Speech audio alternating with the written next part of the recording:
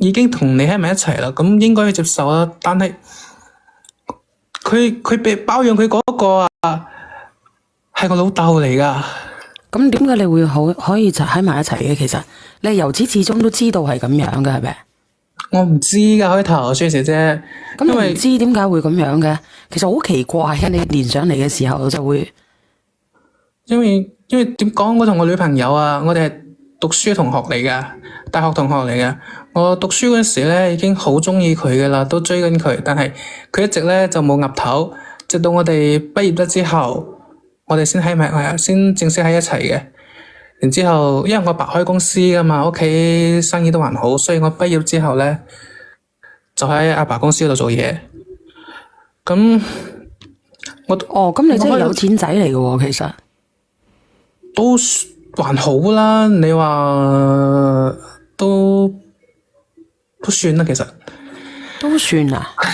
係啊，但係我同我女朋友咧，因為我真係好中意佢，我諗住話同佢一齊嘅。但係我哋行咗一年之後，我打算帶佢翻屋企，見一見我阿爸阿媽啦，咁啦，係咪先？咁我覺得要進一步啊嘛，咁都要咁做嘅。但係唔知點解話，我帶咗佢翻去之後，我媽咧就好中意佢，因為我女朋友都好體貼老人嘅，真係好中意佢，然之後好贊成我哋。但係我阿爸咧就。我媽係贊成我哋喺埋一齊嘅，覺得可以噶。佢話呢個女仔幾好人啊，你哋叫我爭取啊咁。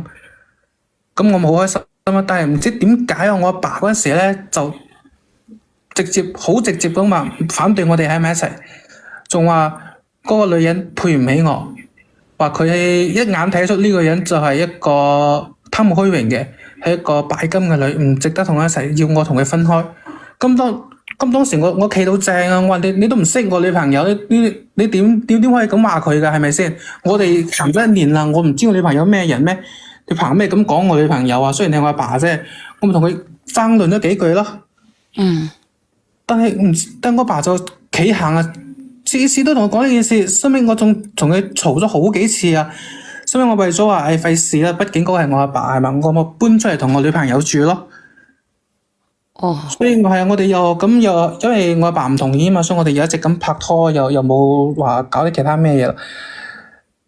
咁我就諗住等時間丟淡啲啊，到時等我阿爸態度好啲啦，我再同你講我哋後邊嘅事啦，咁啦，係嘛？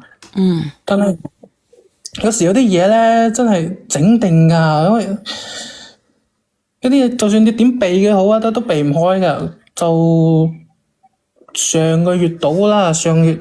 咁有一日我喺度上班啊嘛，大家覺得自己唔係好舒服咁，我咪諗住反正自己屋企公司係咪先？咁我早啲收啦，咁可以翻去同女朋友二人世界啦。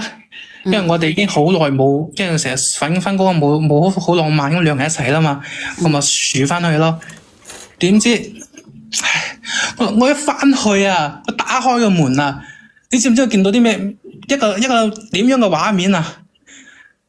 你講。我見到我老豆喺入邊啊，攬住我女朋友啊，佢一手攬住另一個手喺身上摸嚟摸去啊！我睇到有個成日哐一聲，成個人都頭都痛晒，咁喝佢哋啦，係嘛？話你哋做咩喺度啊？咁我女朋友一見到我啊，咪即刻推開我老豆啦，就喊住同我講話，我老豆要非禮佢，要對佢對佢侮辱佢，話想咩佢。咁我嗰時一時火，即係都唔叫火滾啊！即係我當時我腦好似通晒咁啦，我就手咁，我唔知揸起咗嗰啲咩嘢，衝過去。我想問下你哋邊度人嚟㗎？我夠膽講啊？我驚講出嚟，因為我驚講出嚟，大家都知道我係邊個。因為我屋企喺我哋呢度都比較出名。咁唔好講，啦。係咯，不過珠三角嘅，我係講我珠三角嘅。我聽你把聲都知道你珠三角啦，叔馬哥哥。因為即係當時我唔小心拮傷咗我阿爸咯。咁我阿爸當時揦住個傷口同我講，話我係懵仔，話我乜都唔知。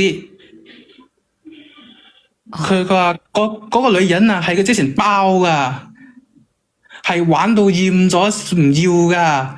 我又去揾佢。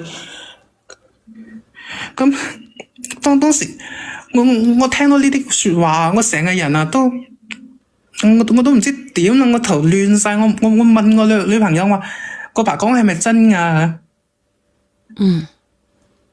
佢認啊，佢話係啊，佢當時屋企環境唔好喎，讀書冇錢喎，人哋介紹佢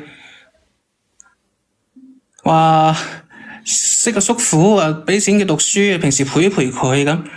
但係你知唔知算嚟啫？我之前啊，我識嘅女朋友啊，係一個好單純嘅女人嚟噶。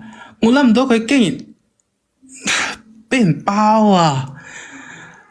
而且退一萬步講啊，我都諗唔到我爸係一個咁樣嘅人嚟噶。因為平時喺屋企，我感覺佢同我媽感情好好噶嘛。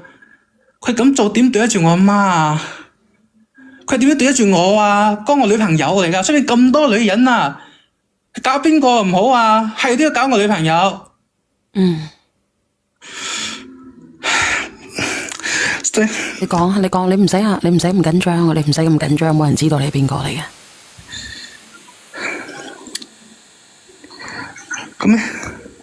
咁當時你使唔使緩和下你情緒先？因為我呢度咧唔可以太激動啊，呢個情緒。你好啊，本色哥，你好啊。你好，小圓姐姐中午好，大家好，我喺度聽緊。